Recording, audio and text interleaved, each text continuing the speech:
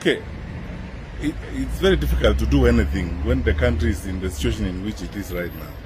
And I have been observing what has been going on in the country since morning. Like many of us who are interested in what's happening in the country. And quite frankly, it's very painful and very unfortunate to see, what is going on in the country, because I don't think there's someone around who thinks we should be living like this every day. And our young people getting out, expressing themselves, and the level of violence that we have seen, the level of destruction in the country is unbearable. And we cannot pretend that there are no issues. And this has nothing to do with politics. Whatever side of the political divide you belong to, these issues need to be addressed. I keep asking this question: how many lives are we going to lose before we start listening and reasoning with each other? Because what is being asked here really is attention, and then to ensure that we work in an inclusive manner to address the challenges that we face. And we cannot pretend that the challenges don't exist, and then we live as if those who are raising questions, or those who are on the streets, like our young active Kenyans, are just doing it for any other reasons except trying to address the real issues that they deal with on a day-to-day basis. So for me and many of us, really, it's a very, very sad day and very painful. If we were a little more open and more focused in addressing some of these issues, we should not have gotten here this year.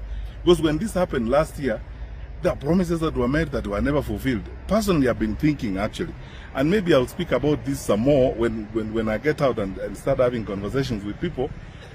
We needed an open public inquiry on some of these things, and on all things that are being raised, whether it's about unaccounted for deaths and so on. We need an open public inquiry on these matters so that issues can be resolved and can be addressed effectively and conclusively. We cannot go on like this, because the question you ask yourself every day is: how many more lives are we going to lose before we start listening and reasoning with each other?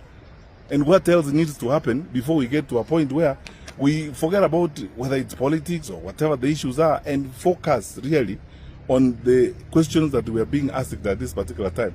Why must it be that when people ask questions, they are met with either a different attitude, or they are met with violence and so on and so forth? Yet they are basically asking questions, and they're not saying things that are alien to us. They're saying that things that we know and we ought to relate to in an effective manner. So my view is, I've observed this for the bit that I could, and listened very carefully, tried to spend most of the time glued to screens, to YouTube, looking at what was going on. I mean, I've literally spent my day on this particular, and it's because the Gen Z said it's going to be their day. They don't need politicians on the streets and so on. So we have been glued, observing what was happening today. You can hardly do anything. There's nothing you can do when the country is in a situation where it is. We are all on tenterhooks. We don't know what is going to happen, and the level of destruction and violence we have seen across the country. Honestly, what is it going to take for us to listen, for our leaders to get to a point where they say, let us listen and reason with each other? And yet, you see, if this is not conclusively and properly addressed, this round is not going to come to an end. We are going to continue dealing with each other in this kind of manner, all the time. I believe that there must come a time in the life of a country when nothing matters but the country. Nothing matters but the stability of the country. Nothing matters but the stability and the satisfaction of the people of that particular country. And for Kenya, for us now, that is the time. Let's for once focus on the issues that these young Kenyans are raising. I mean, approximately, when you look at the statistics, probably about 7 out of 10 Kenyans you talk to are between the age 0 and 35.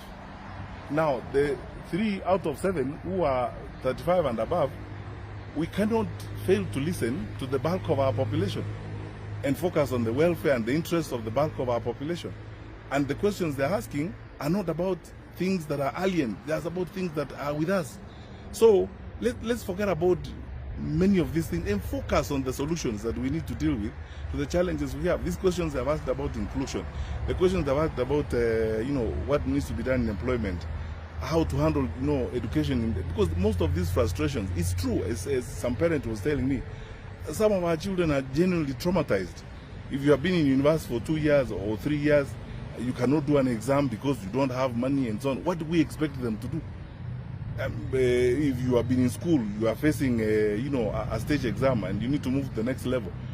Now you don't know whether capitation has come or not. You don't know what is going to be done. What is expected of us? Most of our young people are genuinely traumatized, and this is the result of that. So we can't pretend that all is fine and dandy, and therefore we shouldn't even be raising this issue in the first place, or we start ascribing them to other things, or it's politics, it's so and so. This is why I always say, let us not spend time